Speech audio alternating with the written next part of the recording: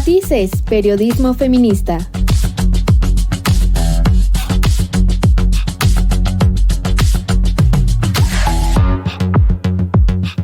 Con las mujeres en el centro de la narrativa.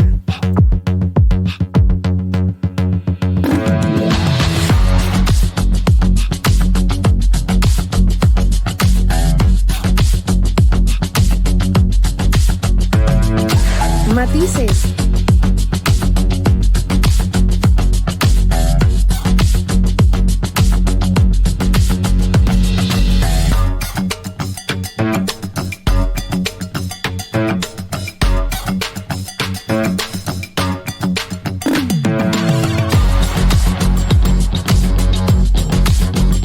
Matices. Hola, ¿qué tal? Me da muchísimo gusto saludarlas en una emisión más de Matices a través de cimacradio.org. Me da muchísimo gusto darle la bienvenida a este su programa y también, por supuesto, platicar con mis compañeras, las chicas Matices. Saludo a Alejandra Trujillo, Joana de la Cruz, ¿cómo están? Hola Ivonne, muy contenta de poder compartir con ustedes una semana más. Traemos muchos temas interesantes de reflexión y no olviden comunicarse con nosotras a través de las redes sociales de Matices de Mujer en Facebook e Instagram. Hola chicas, hola a todas y todos los que nos están escuchando. Pues bienvenidos nuevamente a una emisión más de este programa Matices, que la verdad es que tratamos de hacer eh, pues lo más profesionalmente posible y obviamente con una perspectiva feminista. Entonces, quédese a escuchar todo el programa y pues vamos a darle, chicas. Matices. El pasado 25 de junio, la Suprema Corte de Justicia de la Nación dio un fallo histórico con el caso de la cantante Sasha Sokol y el agresor Luis de Llano. Esto al negarle un amparo, sentando un precedente jurídico importante. Los delitos de abuso sexual infantil no prescriben. Las víctimas pueden denunciar por la vía civil a sus agresores. Esto lo dejó en claro la Suprema Corte de Justicia de la Nación en el Boletín de Prensa número 176. El derecho a reclamar responsabilidad civil por actos de violencia sexual sufridos durante la niñez o la adolescencia es imprescriptible. Con ello se garantizan los derechos de acceso a la justicia y a la justa indemnización de las víctimas. La primera sala de la Suprema Corte de Justicia de la Nación resolvió que la acción de responsabilidad civil por daños provenientes de violencia sexual a niñas, niños o adolescentes es imprescriptible. Lo anterior a la luz de la doctrina jurisprudencial sobre los derechos de acceso a la justicia, justa indemnización y reparación integral del daño, así como los derechos de las niñas, niños y adolescentes a ser protegidos contra toda forma de violencia. En su fallo, la sala reflexionó que si bien el alto tribunal ha sostenido en precedentes una interpretación conforme del artículo 1934 del Código Civil para la Ciudad de México, para considerar que, 1, el plazo de la prescripción extintiva de 2 años empieza a computarse a partir del conocimiento de los daños y 2, para el caso de daño extrapatrimonial, el plazo debe ser de genérico de 10 años, contemplado en el artículo 1159 del mismo código. Esa interpretación no puede aplicarse de forma estricta tratándose de daños provenientes de violencia sexual a niñas, niños y adolescentes, pues con ello se violentarían los derechos de acceso a la justicia y justa indemnización de las víctimas que sufrieron violencia sexual cuando eran menores de edad.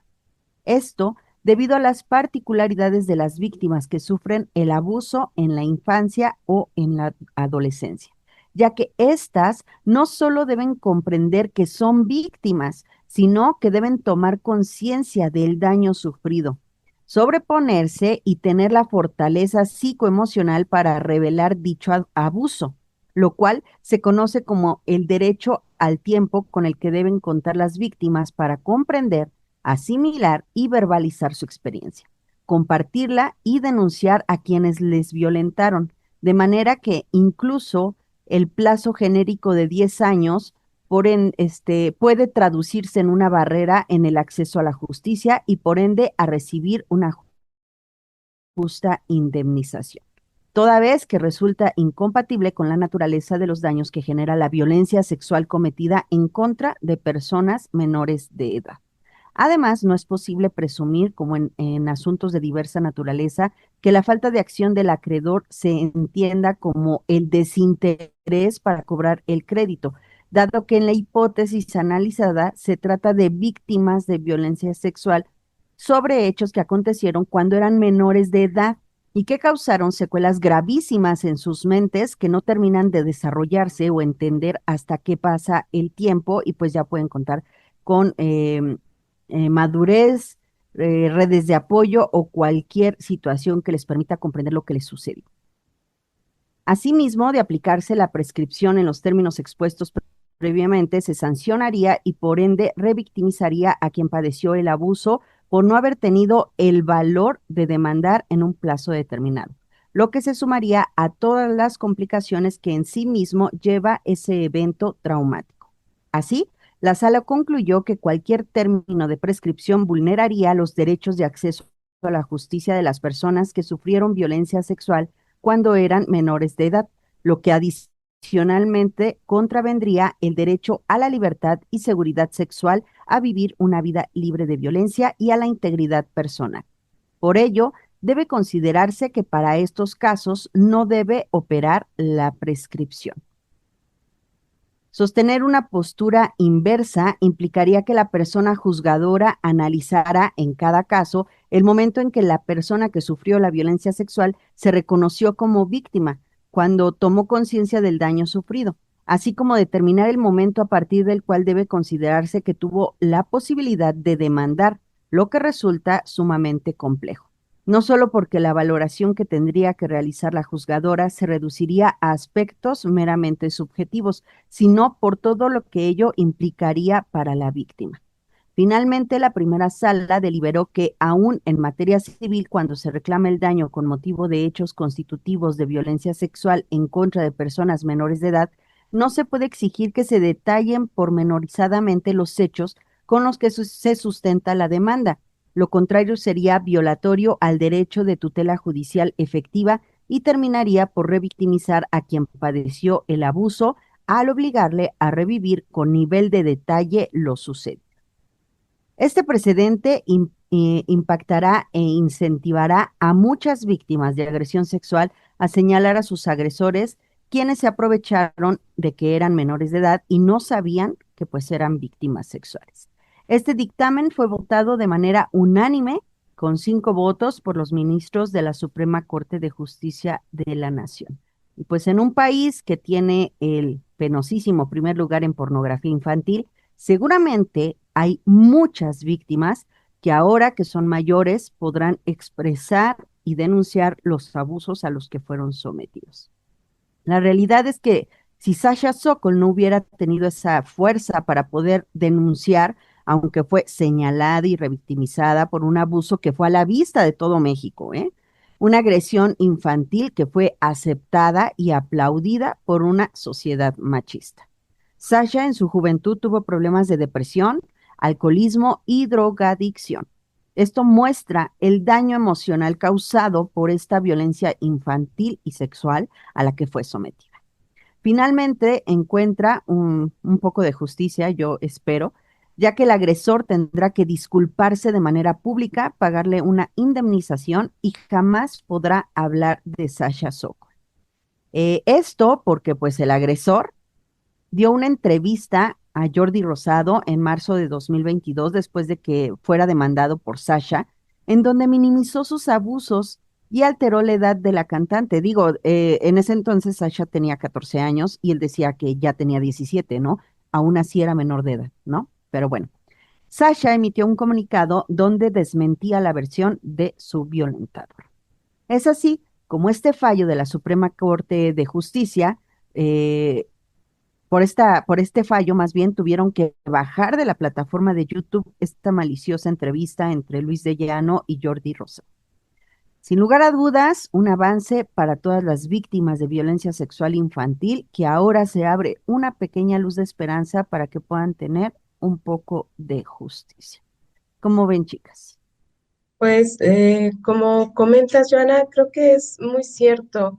Este caso tiene esta importancia justamente porque los personajes en los que se centra son personajes que fueron, ¿no? En su tiempo muy populares. Luis de Llano era uno de los productores más importantes de esta televisora y por supuesto que tenía muchísimo poder.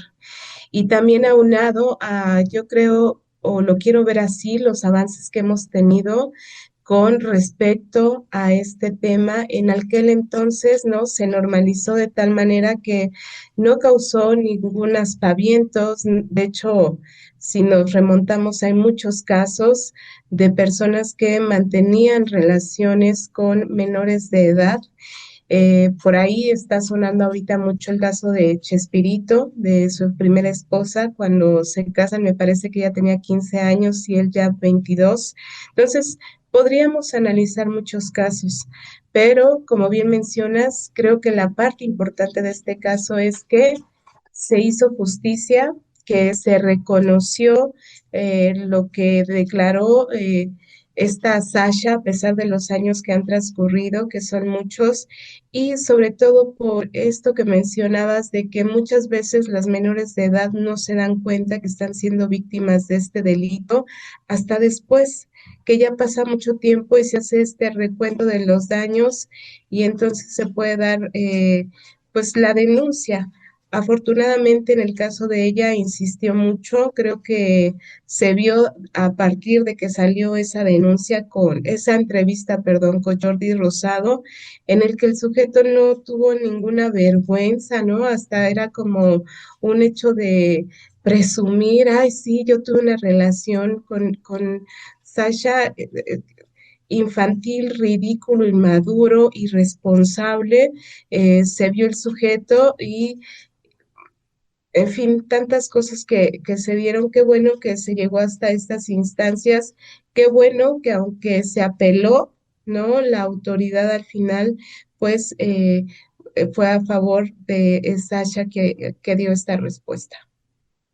A mí me parece muy importante que se haya protegido a los menores con esta resolución que efectivamente es muy rimbombante por los personajes mediáticos que forman parte de ella. Pero en realidad creo que si nos vamos un poco más profundo en el tema, esto beneficia a una gran cantidad de mujeres, niñas y hombres, que en su momento niños, que fueron víctimas de abuso por un adulto. Y que en ese momento las autoridades, los padres, los observadores en general, todo el mundo lo veía como algo bueno. Y más si se trataba una cuestión de, pues, relacionada con el espectáculo, ¿no? Eh, no es que se dijera tal cual, van a sacar dinero de ahí los padres, pero sí de alguna manera se veía como una ventaja. Entonces, el que ya no se permita, ya no se tenga el aval de este tipo de relaciones, pues va de la mano en concordancia con el respeto de los derechos de los menores, que puedas denunciar una violencia que sufriste, aun cuando hayan pasado muchos años, es algo que permitirá a muchas víctimas poder sanar y hablar si desean, si así lo necesitan.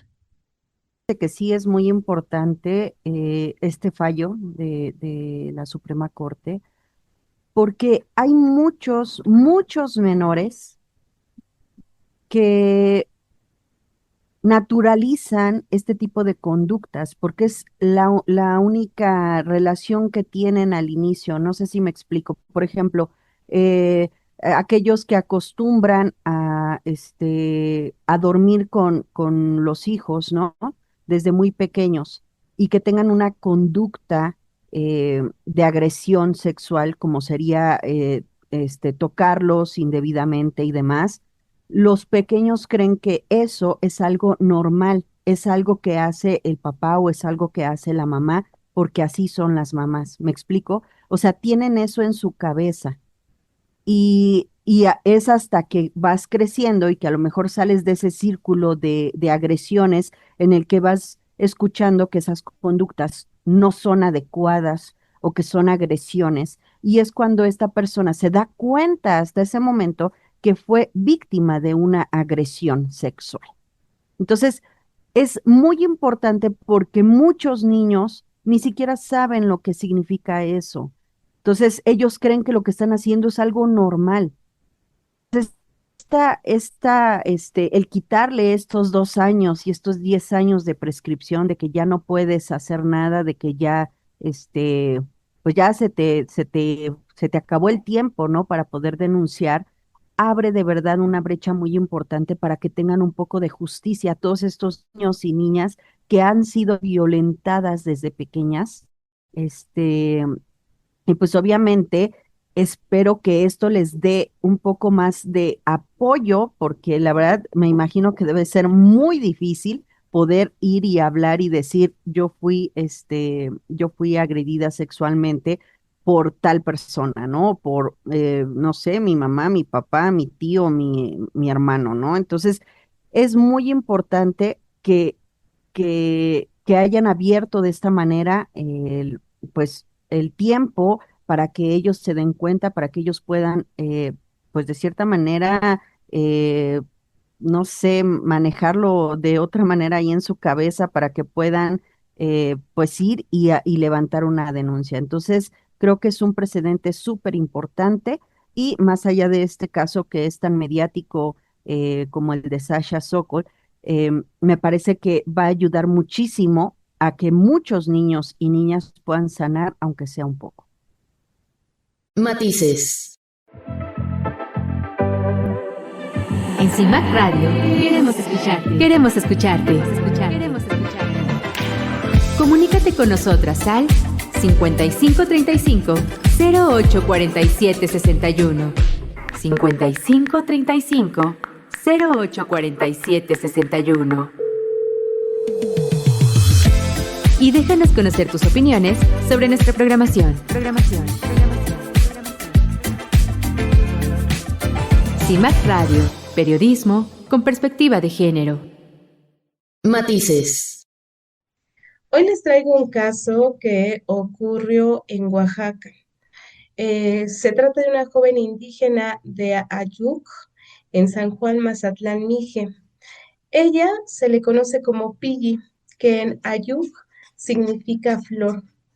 Ella fue agredida hace 15 años y a partir de que hizo la denuncia en 2013, comenzó a utilizar este nombre de Pilli para proteger su identidad. Como les comentaba, esta agresión ocurrió en 2013 y la joven presentó la denuncia en contra de su agresor, que identificó como Plácido N., en Matías Romero. Después de la denuncia, Plácido N. la amenazó para que retirara la acusación. Ella se tuvo que ir de su comunidad justamente por estas amenazas y pensando que había una orden de detención en contra del agresor. 9 años después se enteró de que la orden nunca se concretó y su caso no había avanzado. Fue en 2022 cuando la joven fue a la Fiscalía de Matías Romero y ahí le informaron que el juez Omar Morales Simón había cerrado el proceso penal que ella había iniciado en 2013. Evidentemente no había sanciones para el agresor y esto había sucedido porque supuestamente la esposa de este victimario se presentó con el nombre de la joven para retirar la denuncia en contra de Plácido N. Fue así que tuvo que iniciar un nuevo proceso, pero ahora por suplantación de identidad. Es decir, una mujer que no acreditó, no se identificó como PG, fue y dijo que era ella y entonces que retiraba esta denuncia en contra de este sujeto y la autoridad lo aceptó. Es por ello que el juez Omar Morales Simón había cerrado el proceso penal que ya había iniciado en 2013, no hubo sanción para el agresor y la joven tuvo que iniciar este proceso de suplantación de identidad. También retomó el caso de agresión y presentó una queja por corrupción contra el juez Omar Morales Simón y el Ministerio Público Pedro Fierro Zárate, así como a sus superiores que no habían verificado la identidad de la mujer que retiró la denuncia. Vamos a escuchar un fragmento de las declaraciones que hizo Pili hace algunos días. Yo no estoy inventando nada y no tengo ni interés en absolutamente nada más que mi agresor pague.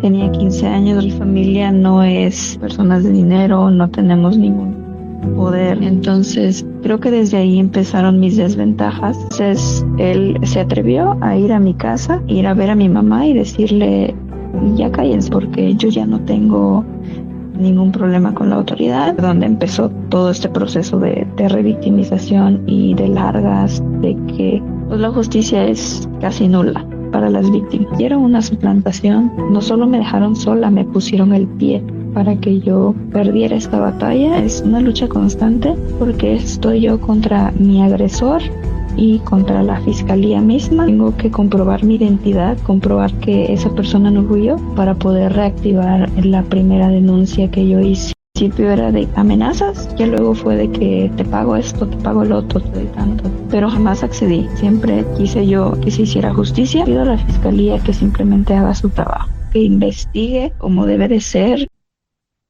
Es decir, la joven detuvo el proceso por motivos personales después del 2002 y en 2024 retomó el proceso ahora acompañada por Joaquín Galván.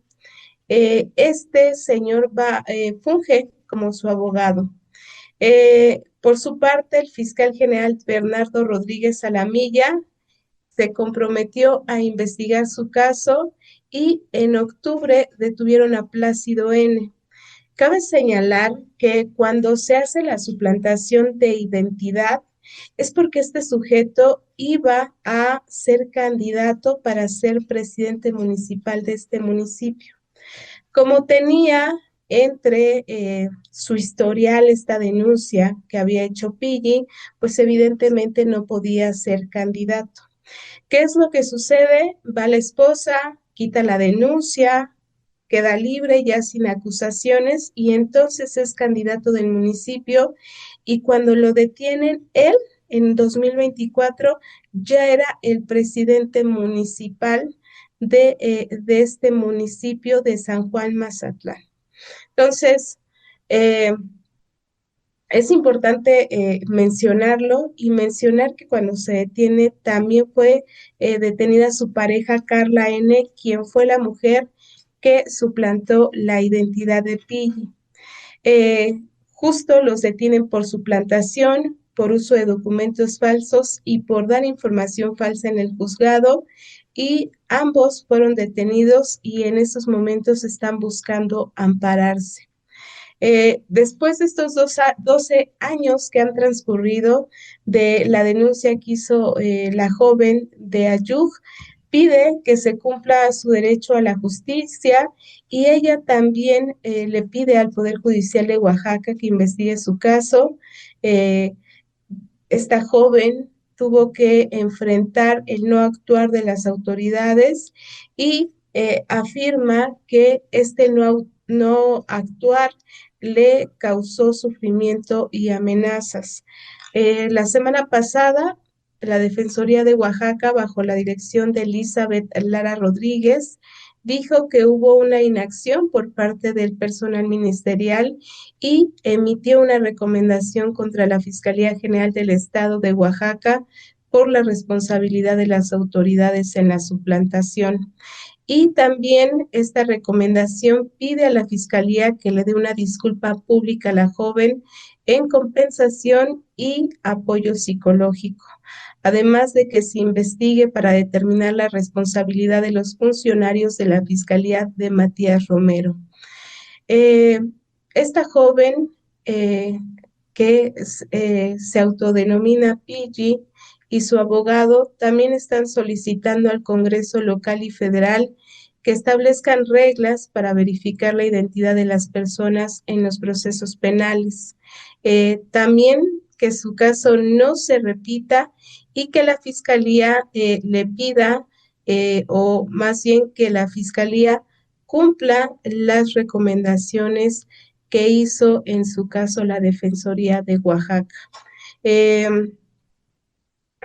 Además, cabe resaltar que se está pidiendo que se incluyan recomendaciones para las acciones que tuvo el juez Omar Morales Simón, y también sobre las otras acusaciones por decisiones irregulares, ya que este juez no es la primera vez que se le acusa de no llevar de buena manera los casos, y hay un caso en específico que fue la muerte de María del Sol Cruz Jarquín, donde no procesó a uno de los implicados.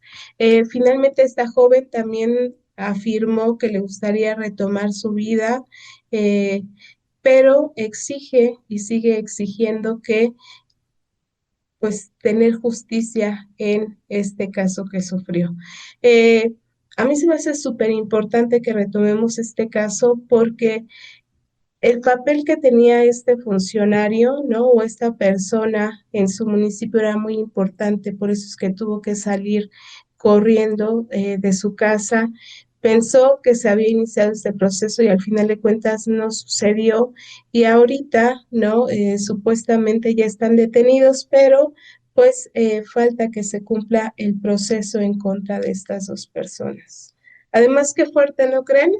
Que alguien vaya y diga, ay, soy Alejandra Trujillo, soy Joana de la Cruz. Ah, sí, mucho gusto, ¿no? Ah, excelente, quita tu denuncia. Y no sé en Oaxaca, pero yo tengo entendido que los delitos por abuso sexual se siguen de ley. No es que la persona haga la denuncia y luego pueda irla a quitar, sino que son procesos que por el delito que se está denunciando, entonces por ley, aunque se quite la denuncia, se tiene que seguir investigando, pero en este caso en Oaxaca, pues lo dieron por cerrado, le dieron carpetazo a este caso en especial. Pues estas autoridades mal, ¿no? Tachen todo. Cuando según hacen su trabajo, lo hacen mal, porque ¿cómo es posible que sea tan complicado poder realizar o ir a poner una denuncia y tan fácil que la quiten, ¿no? Con que alguien llegue y diga, oiga, quiero quitar mi denuncia. Ah, ok, su nombre, listo, váyase ya, ¿no? O sea, de verdad qué ineficientes son. En serio que es una burla para todas las personas que se tardan horas y horas haciendo sus denuncias, porque es un proceso súper largo, complicado, en donde te revictimizan, te hacen dar mil de vueltas y demás, como para que quitar una denuncia sea así de fácil, llegar y decir, quita mi denuncia, ah, puede quitarla el que viene, ¿no? O no, o sea, ¿qué pasa con estas autoridades tan incompetentes de verdad? Y pues bueno, lamentable lo que está sucediendo con toda esta justicia, bueno, injusticias en México, que sucedan estas cosas, ¿no? Y que obviamente estas chicas que se dan cuenta de todas estas tonterías que suceden con las autoridades, pues no dan ganas de ir a exigir justicia, ¿no? A levantar una denuncia. O sea, ¿para qué? Si pasan estas cosas con toda esta incompetencia que tienen, su falta de tacto, su poca perspectiva de género, o sea, todo tienen mal. De verdad que es nefasto lo que está sucediendo con toda estas situaciones en las que la violencia se sigue incrementando, la violencia contra las mujeres se sigue incrementando, y en lugar de que las autoridades intenten frenarla haciendo bien su trabajo, dándole castigo a quien merece castigo, no.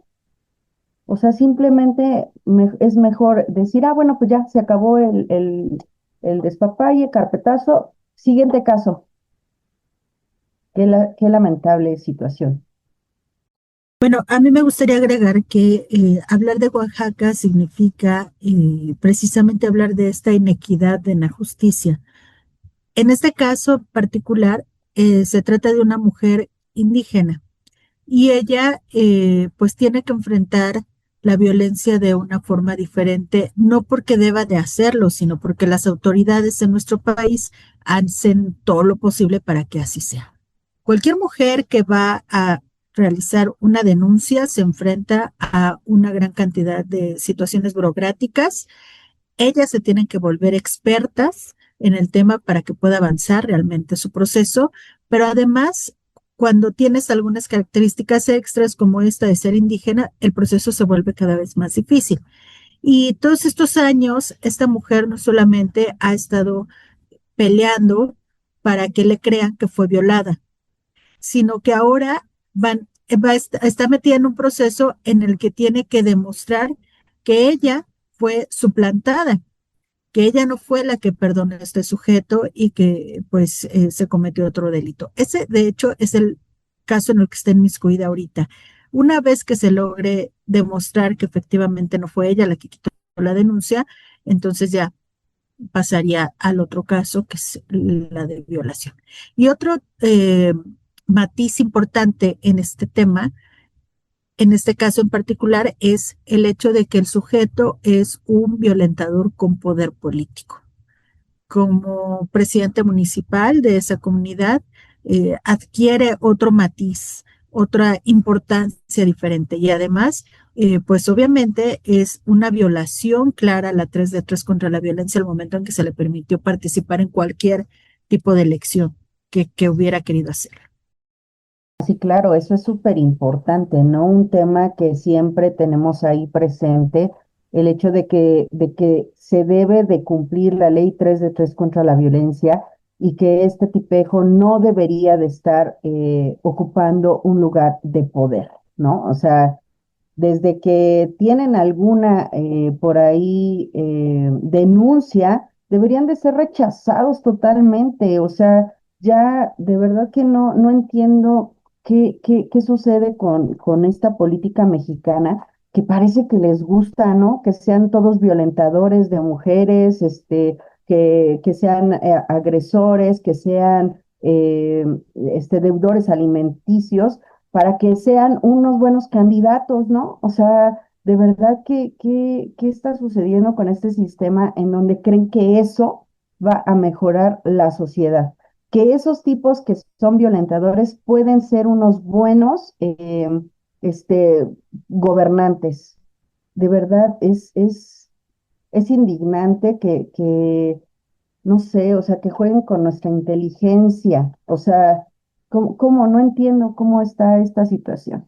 Y que se pasen por el arco del triunfo la ley 3 de 3, ¿no? O sea, porque parece que no les interesa, que los partidos políticos no la cumplen, el INE tampoco la quiere cumplir, y pues bueno, la gente que está votando también no se pone a investigar sobre estos tipejos, por quién están votando realmente. Entonces, es algo muy, pues muy delicado, pero de verdad hay que ponerse a pensar en estas situaciones en las que tú como votante deberías de tener esa responsabilidad de saber si son o no son agresores y darles tu no, o sea, definitivamente. Y también es importante llevar el seguimiento, ¿no? De este caso, como decía Ivonne, ahorita lo que está luchando es esta suplantación de identidad, poderlo demostrar, y después no vaya a ser que no pueda demostrar que ella tiene su propia identidad y que eso a la larga, pues, termine evitando que este hombre sea castigado por los delitos que cometió, ¿no? Hace ya 12, 13 años. Entonces, pues vamos a darle seguimiento y a ver qué pasa en este caso. Matices. En CIMAC Radio queremos escucharte. Queremos escucharte. Queremos escucharte. Comunícate con nosotras al 5535 084761. 5535 0847 61. Y déjanos conocer tus opiniones sobre nuestra programación. CIMAC Radio, periodismo con perspectiva de género. Matices. Hace algunos días se presentaron registros por parte de la Secretaría de Salud, donde se hizo pública una lista de nacimientos, 30 formalmente, 30 nacimientos, en donde se observa que las edades de las madres y los padres tienen una diferencia abismal entre ellos. Esta lista se hizo viral en redes sociales y en medios de comunicación, la difundieron por todos lados como si fuera una cifra que se pudiera presumir y ponían titulares como las madres más jóvenes del 2024, ¿no? También con un titular bastante ofensivo. La visibilización de estas cifras en realidad solo fue mostrar la violencia sexual que sufrieron estas menores, muchas de ellas de 10 años, quienes probablemente estaban en un matrimonio forzado, algo que se supone, en teoría, ya no existe en nuestro país. México evidentemente tiene una deuda pendiente con estas niñas, con estas adolescentes que, pues sobre todo en las zonas más empobrecidas del país, continúan siendo víctimas de estos delitos. Son obligadas a tener relaciones con sujetos mucho mayores. Y el resultado de esta violencia que las obliga a casarse con ellos es evidentemente violencia sexual y embarazos a temprana edad que evidentemente ponen en riesgo su vida y a pesar de que se hizo esta difusión de información por parte de la Secretaría de Salud de nuestro país, no se detuvo a hacer un análisis de lo que se estaba revelando, que en realidad era la lista de las 10 mujeres más jóvenes en ser violentadas y convertidas en madres. Según las estadísticas que se dieron a conocer, en esta lista hay menores de 10 años y de hasta de 12 años, mientras que las edades de los padres o los hombres con los que se hicieron pareja rondan entre los 13, es decir, también hay menores, sí, pero de ahí se va a pues ya jóvenes adultos mayores. El que tiene mayor edad es el de 65 años, un hombre de 65 años, que por cierto se casó con una pequeña de 12 años, y esto ocurrió en el municipio El Oro, en el Estado de México. De la cifra de hombres, de estos 30 hombres que forman parte de estos matrimonios, solo 7 eran menores de edad. Y bueno, los otros 23, insisto, pues ya eran más grandes. Los estados en donde se registraron más casos de estos matrimonios forzados, evidentemente, de estas violaciones sexuales en contra de estas niñas menores de edad, fueron Chiapas, propiamente Comitán de Domínguez, Ocosingo y Tuxtla Gutiérrez y Chiapa de Corzo, en Guerrero, en los municipios de Acapulco, Chilpancingo, Chilapa y Puebla, en los municipios o en la ciudad de Puebla, en Izúcar de Matamoros y en Tehuacán. Aunque en casi todas las entidades de la República se tiene un registro al menos de un caso, lo que pone en relieve que la situación en realidad es de alguna manera generalizada en México.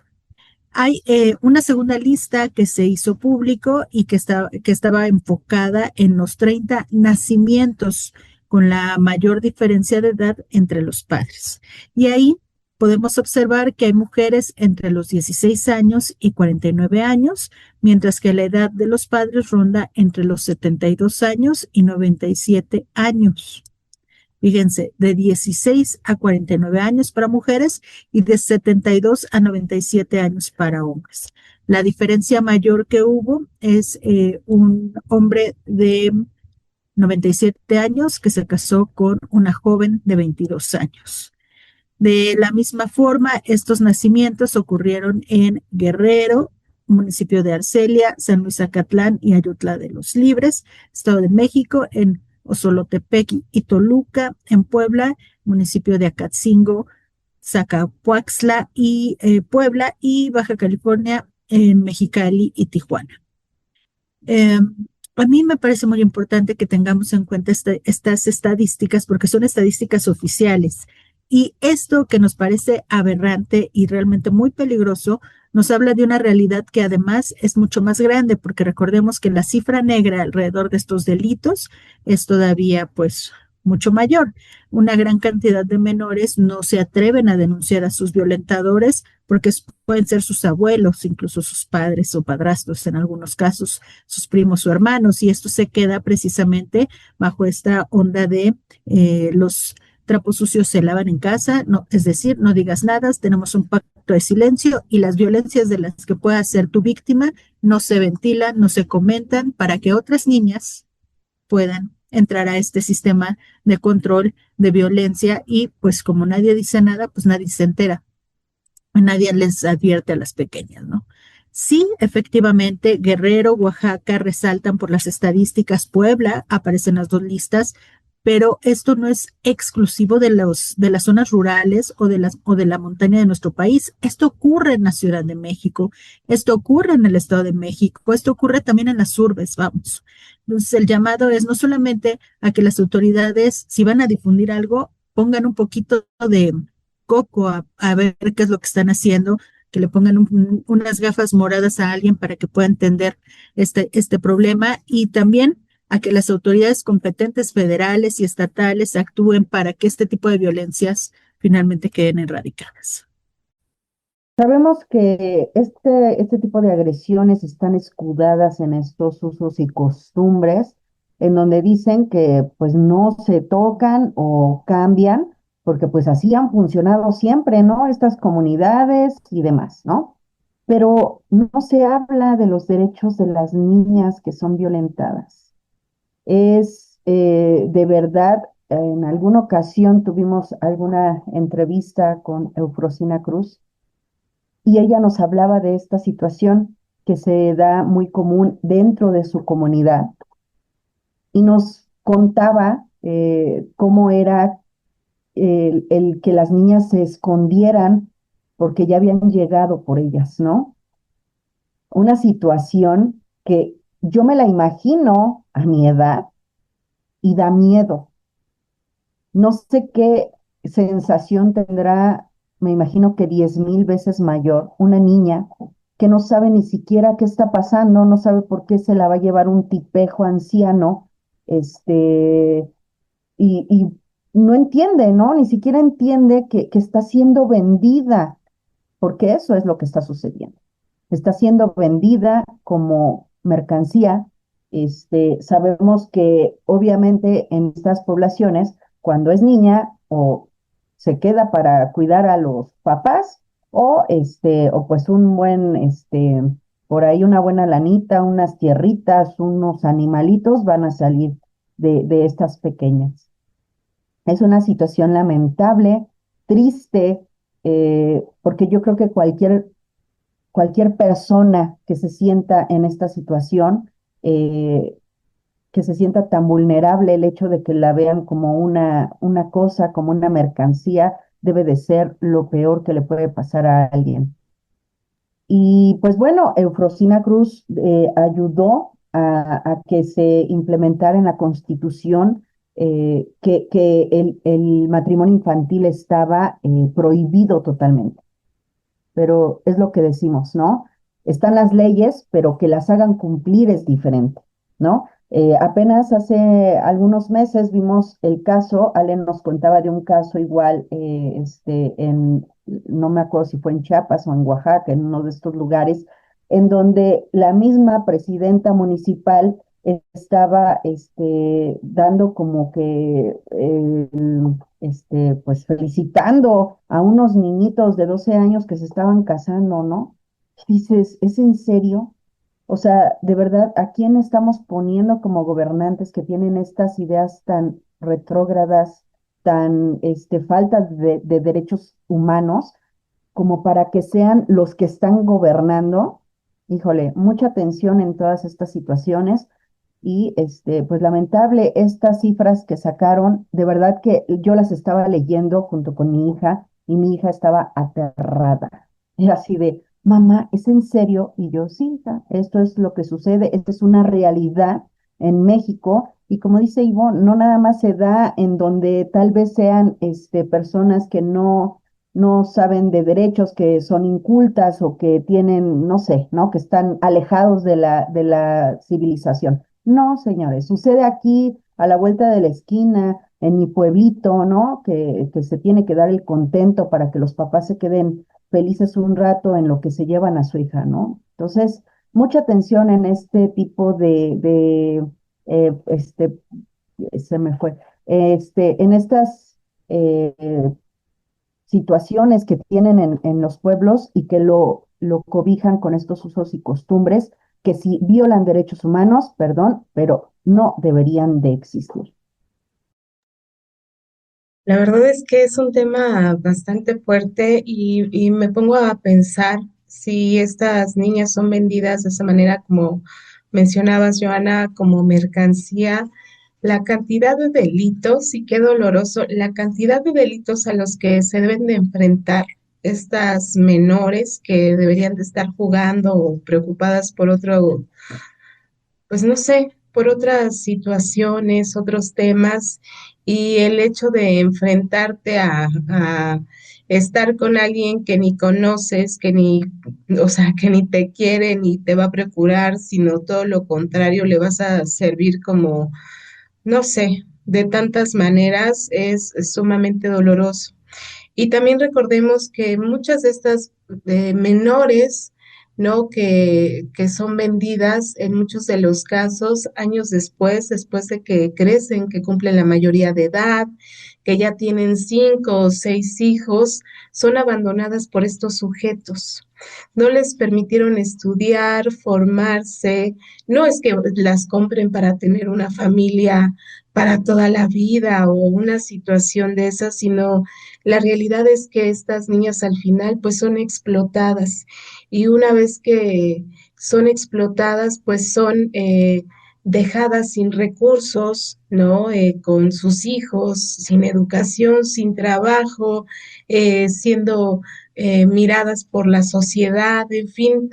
Es que se haya hecho el recuento de todas las situaciones que suceden de este caso o de estos casos a nivel nacional, por supuesto que nos deja ver, ¿no? Porque muchas de las circunstancias que siguen padeciendo las mujeres que seguimos siendo víctimas y que el Estado, en vez de estarse ahí jactando de estas cifras, debería de poner atención para que no se sigan violentando los derechos de las menores, ¿no? Y sobre todo que se hagan valer a pesar de de los usos y costumbres que, como mencionaba Joana, solo son una justificación de algo que está sumamente mal, no para ellas, no para en específico, sino para toda la sociedad. Es un problema que se debe de erradicar de fondo y sobre todo de hacer conciencia de que no es normal vender a tu hija por ganado, por dinero, por lo que sea. Es algo que debemos de empezar ya a quitar desde muy, muy profundo, porque es muy doloroso cuando comienzas a leer las historias de estas menores, todas las situaciones por las que han tenido que pasar. Creo que no tenemos ni un poquito, ¿no? De lo que realmente se llega a sufrir. Matices. ¿Cómo les va? Muy buenas tardes. Bueno, hoy está con nosotros Erika Contreras, co-curadora de la exposición Jorge González Camarena, Más allá de la monumentalidad, y también Magali Hernández, que igual modo es igual co-curadora de esta exposición que hoy están para hablarnos acerca de ella. Pues bueno, mira, es una exposición que será a partir de esta idea de conmemorar el 45 aniversario luctuoso de Jorge González Camarena. El Museo Mural, como lo dice su nombre, es un recinto que tiene uno de los grandes murales de Diego Rivera, Sueño de una tarde dominical en la Alameda Central.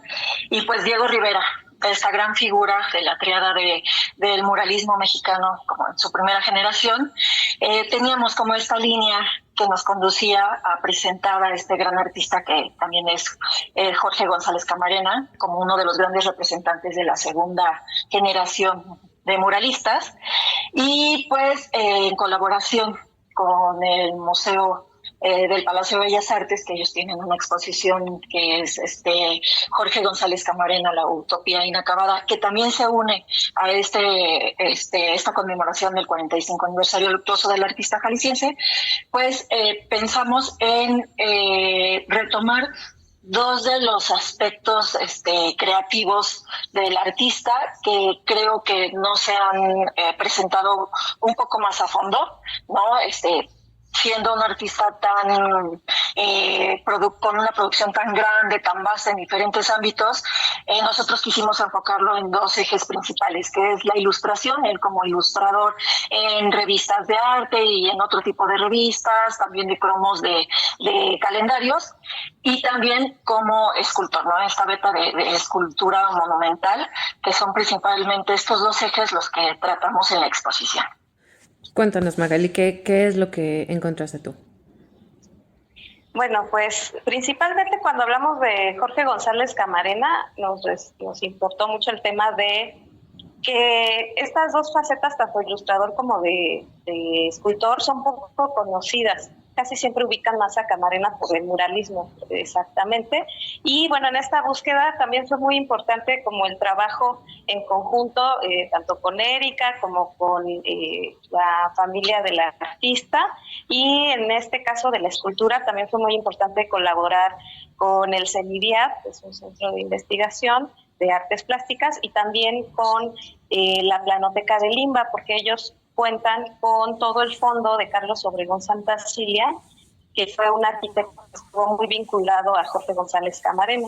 Entonces ahí pudimos encontrar precisamente los planos donde Carlos Obregón Santacilia proyectó los edificios más representativos en los que trabajó, que fue el edificio del IMSS sobre Avenida Reforma, y ahí pudimos encontrar los planos. También con la familia pudimos encontrar fotografías de Jorge González Camarena haciendo estas maquetas, porque generalmente los procesos para hacer las piezas son distintos, ¿no? Por ejemplo, para hacer una pintura se recurre al dibujo, y en este caso Jorge González Camarena lo que hacía era que sí bocetaba cómo iban a ser las esculturas, pero su segundo paso era hacer maquetas de mediano y gran formato, desde chiquitas, desde 20-25 centímetros hasta más de medio metro. Y entonces en estas búsquedas, tanto con la familia, pudimos encontrar una pequeña pieza de la maternidad, que es una pequeña esculturita en arcilla, que iba a ser después la que sería la gran imagen de la maternidad en el edificio del IMSS. También pudimos encontrar,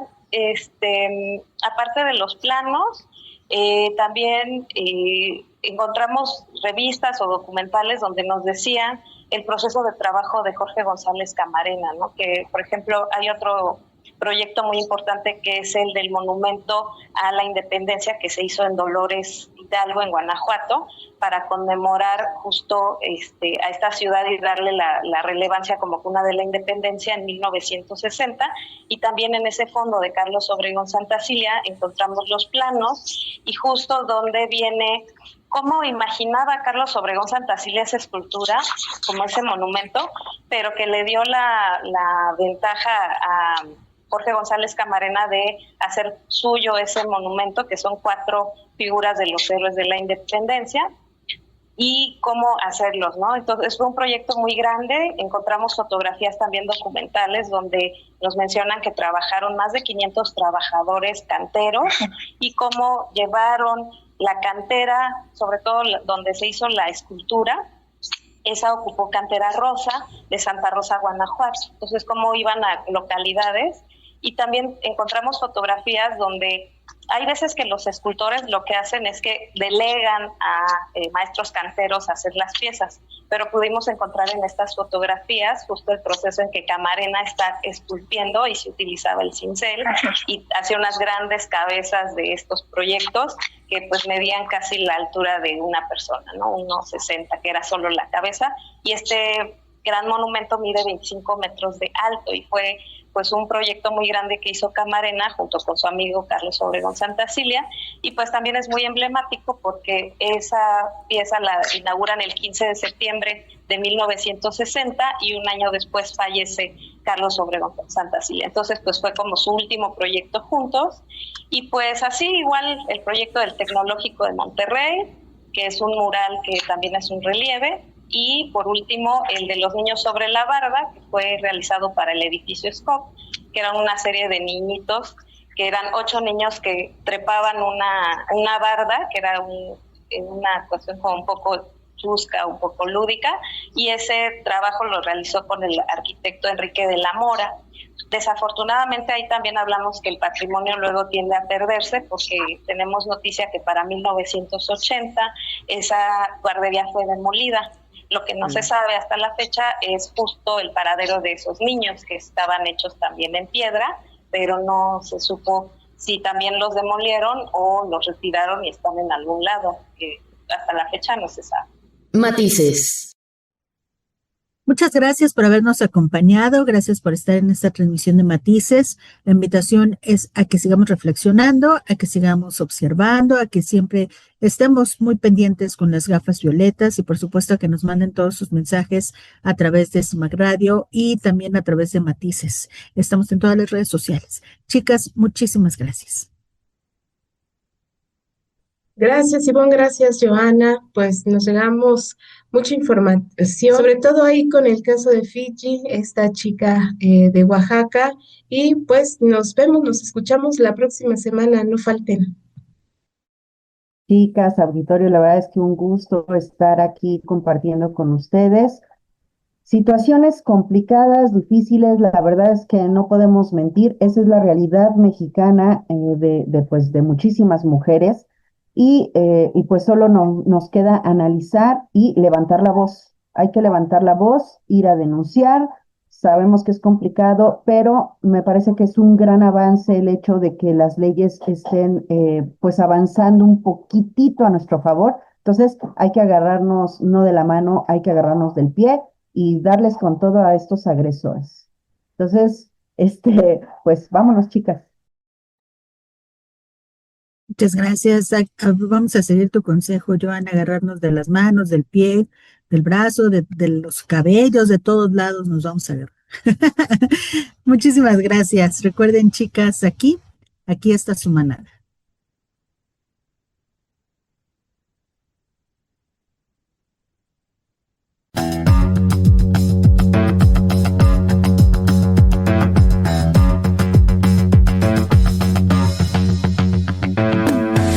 Matices, periodismo feminista.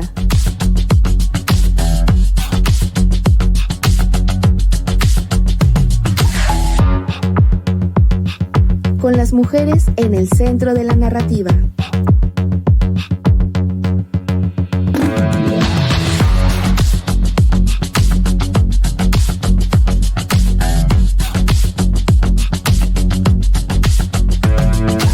Matices.